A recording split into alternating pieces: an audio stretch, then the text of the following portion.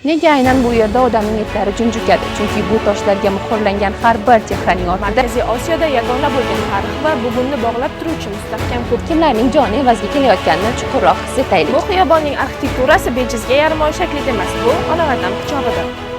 Ular o'limdan qo'rqmagan deb o'ylaysizmi? Yo'q, ular o'limdan qo'rqadi. Ular yolg'on gapirishni emas, balki mardlikni tanlashgan edi. Menga faqat oq fotiha bering, deya javob beradi.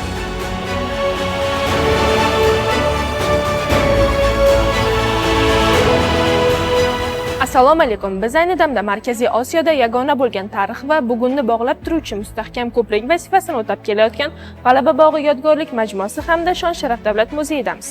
Bu majmua buyuk o'zbek xalqining g'alabasiga bag'ishlangan bo'lib, 6 yildirki nafaqat yurtdoshlarimiz, balki xorijlik sayyohlarning ham sevimli maskaniga aylangan. Hozirda biz Sharaf chambari installyatsiyasi oldida turibmiz. Bilamizki, bu yerda har bir kompozitsiya, har bir chiziq tirik bir hikoyadir. Sevinch, bu haqida qanday ma'lumotga egasiz? To'g'ri aytasiz, Maftuna. Bu chambar o'zbek xalqining tinchlik va birdamlik timsolidir.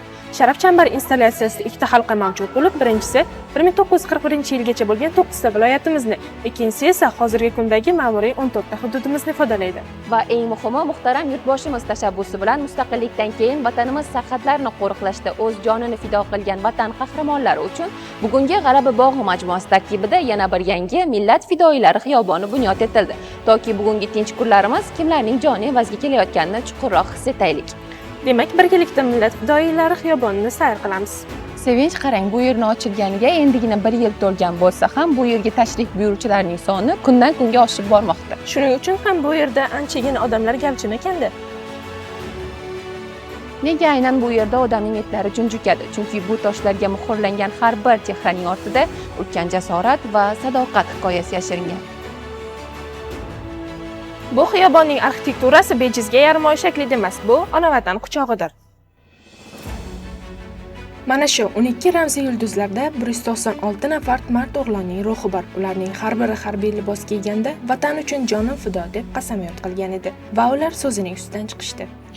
Askar bo'lish bu shunchaki kasb emas, bu sharafdir. Ularning ham orzulari bor edi, ammo vatan degan chorlov kelganida hamma narsa ikkinchi darajaga o'tadi. Ular o'limdan qo'rqmagan deb o'ylaysizmi? Yo'q, ular o'limdan ko'ra ko'proq vatanni yo'qotishdan qo'rqishgan.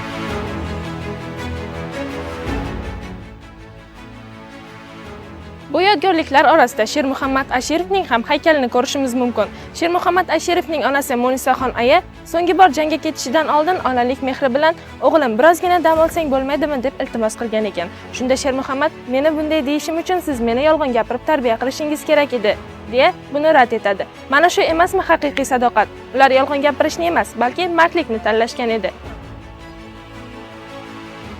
Bu Litsdan Sayyor Sadinov. Uning taqdiridagi katta tashvishlar 11 yoshidayoq otasidan ayrilgan chog'ida boshlangan. Bir tomonda oila mas'uliyati turgan davrda u vatan xizmatiga bel bog'laydi.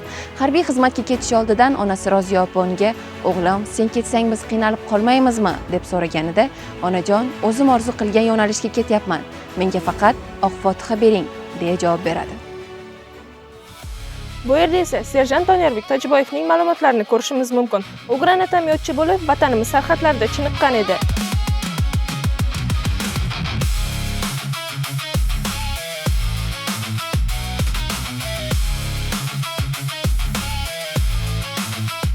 Katta leytenant Kamoliddin Toshpo'latov. U 1974-yilda Namangan viloyatida, Namangan tumanida tug'ilgan. Xizmat faoliyatini dastlab Mudofaa vazirligida vзвод komandiri lavozimida boshlagan. 2000-yil sentyabr oyida Surxondaryo viloyatida Sariosiyo hamda Uzun tumanlarida razvedkachi sifatida dushmanning yashirin nuqtalarini topardi. Ammo 2000-yil sentyabrda muvaffaqiyatli topshiriqdan qaytayotganida u o'tirgan vertolyot texnik nosozlik tufayli halokatga uchraydi. Lekin uning jasorati tugamadi. Oradan 23 yil o'tib, uning o'g'li Mirkomil otasining harbiy libosini kiydi. U prezidentimizga yo'llagan xatida biz kabi oilalarga ko'rsatilgan otalarcha g'amxo'rlik uchun rahmat deb minnatdorchilik bildirib, ofitser bo'ldi. Otasining jasorati bugun uning o'g'lida ham davom etib kelmoqda. Harbiylar orasida merganlik san'ati bor, lekin kichik serjant Anvarjon Otabekov ko'rsatgan jasorat aqlga sig'maydi. U 1982-yil 18-oktyabrda Andijon viloyati Xo'jaobod tumanida tug'ilgan. 2002-yilda muddatli harbiy xizmatni O'zbekiston Respublikasi Mudofaa vazirligining harbiy qismida boshladi. 2005-yilgi Andijon voqealarida u terrorchilarni yo'q qilish uchun o'q yomg'iri ostida dushman pistirmasi tomon emaklab boradi va o'z pozitsiyasida turib dushmanni yakson qiladi. Ammo shu paytda og'ir tan jarohati olib, martlarcha halok bo'ladi. U otasiga yo'llagan xatlarida "Otajon, bag'ringizga yorug' yuz bilan qaytaman" deb yozgan. Uchundan ham vatan qahramoni bo'lib, pok ruh bilan qaytdi. Vafotidan so'ng jasorat medali bilan taqdirlanib, Xo'jaoboddagi o'zi o'qigan maktabda uning xotirasiga yodgorlik byusti qad rostladi. Haqiqiy jasorat bu dushmanning o'qiga ko'ksini tutib, yurtim tinch bo'lsa bas deya olishdir. Ularning mardliklari qalblarimizda, jasorati esa tariximizda oltin harflar bilan bitildi. Hozirda biz 5 nafar qahramonimizning hayoti bilan tanishdik, lekin ularning soni biz o'ylagandan ancha ko'p. Ular haqida ma'lumot olish uchun Millat fidoyilari xiyoboniga tashrif buyuring. Sadoqat qayerda tugaydi, bilasizmi? Yo'q, tugamaydi. Ular mana shunday mardlar timsolida abadiyatga ko'chadi.